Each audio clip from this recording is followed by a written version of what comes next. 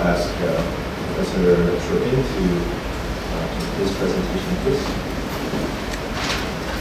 Thank you very much. I have to start with a little confession. North Korea is not my immediate area of expertise. It's mostly China. The reason why I started focusing on this topic, actually, it sort of evolved a research project that I started undertaking the spring semester when I was on sabbatical. I had focused most of my research on Chinese internationalization of the businesses, and then I tried to bring it back to more political science focus. That's my initial training. So my focus was on the evolution of China-North Korea relations, looking at the three Kims, basically. And as I was delving into that, I started with sort of where we're at right now. And then, of course, a lot of the things that I came across had to do with the North Korean nuclear crisis and how the West was maybe looking at China and saying you're not using your economic leverage that you have over North Korea. So I looked into that a little bit more. And what I found was actually then what I called here the paradox of North Korea's economic backwardness. What is the paradox all about? Oops. Not working. Oh, there we go.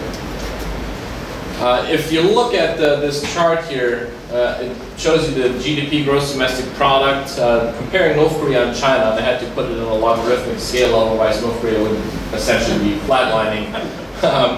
But what you see is obviously there's a growing divergence happening around 1994. You see it actually much more clearly if you look at per capita GDP, where North Korea North Korea up until about the early 90s was slightly above China, but then China sort of takes on a whole different path. And that's essentially what I would say is sort of the paradox. What got me thinking was if China, which embarked on a process of economic liberalization, economic reform, and seemed to have been relatively successful, why is North Korea not copying sort of a similar model, especially if China has gone through great lengths, whatever Kim Jong-il went to China to sort of showcase their economic success. Why hasn't there been this trickle-down effect in North Korea? The explanations that I came up with, actually going in here first, if you look at the newest generation of leaders in North Korea, there seem to have been a lot of hope initially that with Kim Jong-un coming to power that there might be some significant change. The statement I have up here is from the Kim Il-sung Centennial on 15 April 2012.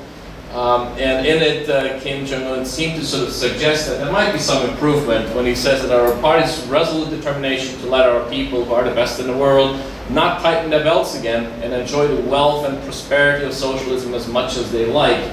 It sort of, from a comparative point of view, got me thinking about what the message may have been when the Deng Xiaoping assumed power in China and started talking about to get rich is glorious. Shortly after that statement, on 28 June, North Korea came up with the establishment of a new economic management system in our own style. So that's again sort of very similar to what China seems to have done when Deng Xiaoping said socialism with Chinese characteristics, and North Korea have socialism in our own style. So if there are those similarities superficially, why isn't there a similar sort of success in North Korea? And even more so, on April 1st, 2013, you had Park Bong-joo, sort of an economic technocrat who had been Prime Minister, had the premiership from 2003 to 2007. He had been rehabilitated and reappointed, so that seemed to suggest that North Korea is embarking on sort of a new wave of economic reform. Not that this would be the first time, they have done that in the past as well, but it never seems to have really taken hold. And the reasons I came up with why there is this divergence in economic success between China and North Korea, one would be what I call the constraining role of ideology. The quote I have here is from the then Vice Foreign Minister Choi Soon-hun, and gave a speech at the United Nations on 11 November 95, and where he basically said that everything has gone well in all fields in North Korea, whether it's political, economic, cultural, military. There's nothing that you can point to where the leadership may have taken the wrong decisions, embarked on the wrong path. There's absolutely nothing wrong. And I would attribute that to what Louis Althusser called the ideological state apparatus. That ideology is so pervasive and so pronounced in North Korea that it actually makes substantive economic reform a lot more challenging. The reality seems to be that the constraints that North Korea has are what I would call hard ideology constraints. The moment you move away from the ideological underpinnings of the system, which basically had ensured that all the wisdom is centered in the Kim dynasty, you have all the wisdom, you have all the knowledge to propel North Korea forward. The moment you begin to sort of move away from that, you might also undermine their political legitimacy. And that is what I would argue is hampering real substantive economic reform or sustained economic reform in North Korea. And that leads directly to sort of the political logic of economic backwardness. What you have seen in the past, in the immediate post-Korean War years, when the focus was on state building, national identity, you had mass mobilization and revolutionary discipline, that seem to work very well, but they have sort of become a permanent fixture up to the present day. So the things that worked well in the past, they're still being used today when they actually really don't serve the purpose of propelling North Korea forward. They actually hold it back to a significant extent. But according to Hazen Smith in her latest book, North Korea, Markets and Military Rule, the purpose seems to be to cement the legitimacy, the wisdom, and the exclusivity of Kim Il-sung's leadership. But again, you do not want to challenge the wisdom of the leadership at all. The reason is that there is sort of a necessity for a monolithic ideological leadership. There's no space for any alternative viewpoints. There's no flexibility built into the system. It's a very rigid, ossified ideology. Ideological education, actually, if you looked at how that was infused in society, was viewed as equally, if not more important, as technical solutions to economic problems. And here you have a very strong connection again to China. This is eerily similar to what you had in the late 1950s, early 1960s in China under Mao Zedong, when you had this red versus expert dispute, and the technocrats were always sort of sidelined. That seems to have still prevailed in North Korea, at least under Kim Jong-il for sure. Maybe it's going to change to some extent under Kim Jong-un, but we haven't seen any real signs of that yet. So the name of the game seems to be to retrench around the priority of regime survival. That's certainly still first and foremost on the mind of the North Korean regime. What you do not see is the evolution that you have seen in China, where you moved away from politics in command under Mao Zedong. When he passed away, Deng Xiaoping came along, and all of a sudden you started talking about ideological pragmatism. As I mentioned before, you had to get rich is glorious. We start experimenting with new ideas, with special economic zones. And of course, North Korea has had some of those as well, but they have not been nearly as successful as China's. So you haven't seen the transition from politics in command to what I would now term economics in command. Not that the Chinese were using that particular term, but that was sort of what Deng Xiaoping was pushing for. This ideological pragmatism. We'll see what works, and then we'll try to adopt it and expand it throughout society. Rather, what you have seen in North Korea, this is a term that Hazen Smith again used in her book, was this Sisyphus economic model. You had economic reforms, but they were sort of ad hoc mechanisms or coping mechanisms to deal with extreme crisis situations, but they haven't sort of been sustained over time. To the extent that they may have been somewhat successful, they might have been seen as sort of a challenge to the regime, and then they were curtailed or dialed down again.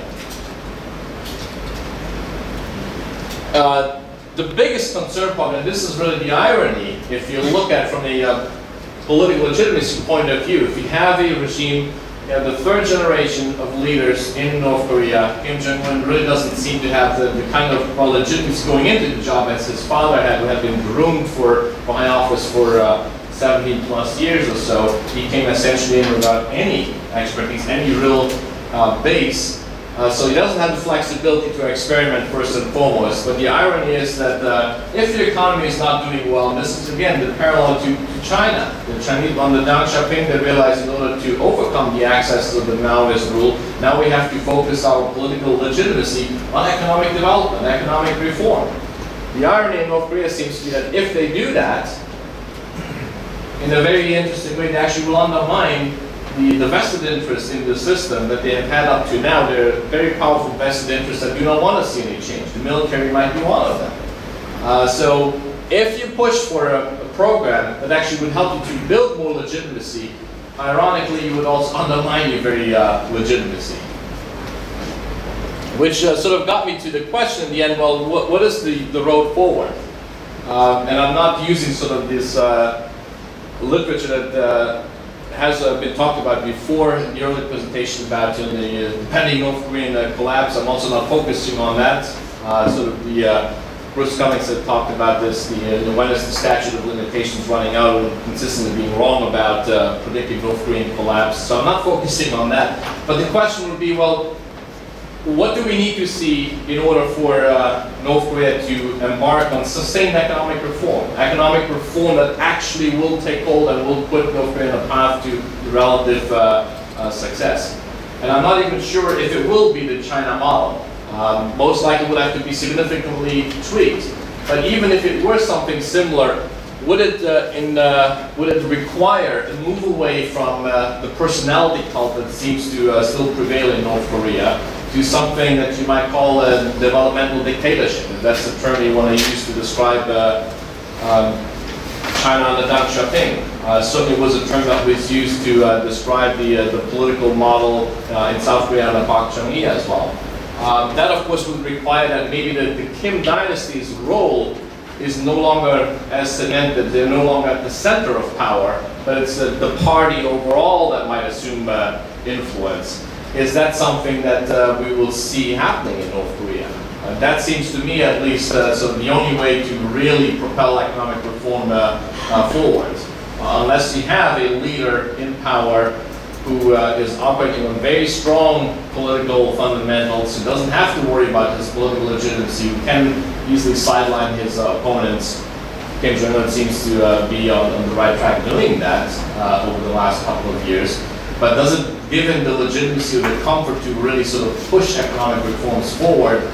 I'm not sure if that's going to happen. I would argue that probably we'll have to move away from the current system that focuses on one dynasty to a more developmental kind of dictatorship in order to see reform really taking hold and actually putting North Korea on the path that China has been on. Because if you do any comparison, there are a lot of similarities actually between the two systems. You might argue that, well, the personality cult, China had it under Mao Zedong. And what the only way that China was successful afterwards was when Deng Xiaoping came in. He didn't dabble in personality cult.